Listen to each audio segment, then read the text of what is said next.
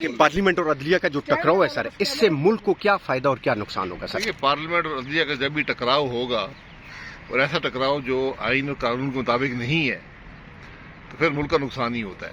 اور یہی کیفیت آج ہے کہ پورے ملک میں انتشار ہے، پورا ملک پریشان ہے، کوئی اکانومی میں توجہ نہیں دے پا رہا، انویسٹمنٹ نہیں ہو رہی. تو یہ جب بے یقینی کی کیفیت ہوتی ہے تو ملک کا نقصان ہوتا ہے. اب بات یہ ہے کہ ہم سب یہ ڈھونڈتے رہتے ہیں قصوروار کون ہے. قصوروار سب ہیں، کیونکہ ہم نے نہ آئین پڑھا ہے، نہ ہم آئین کو سمجھتے ہیں، نہ آئین کی روح کو سمجھتے ہیں. جس ملک میں سپریم کورٹ ایسے فیصلے کرے جو آئین کے مطابق نہ ہوں تو وہاں کس کے پاس ہم جائیں گے، کس سے شکایت کریں گے؟ تو یہ ذرا گہرے معاملات ہیں. پوری دنیا میں یہ ایک آئین کے بارے میں اس کی تشریح پر اختلاف ہوتا ہے پارلیمان اور عدلیہ کا.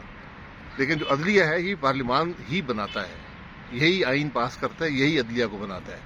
اس بات کو انہیں احساس ہونا چاہیے کہ جو جب بھی تشریح ہو آئین کی تو جو اس کی اسپرٹ ہے اس کا ضرور خیال رکھیں کہ جنہوں نے آئین بنایا تھا ان کی انٹینٹ کیا تھی. سب سے یہ امپورٹنٹ بات ہوتی ہے، جس کو آج بدقسمتی سے شاید ہم نہیں سمجھ پائے.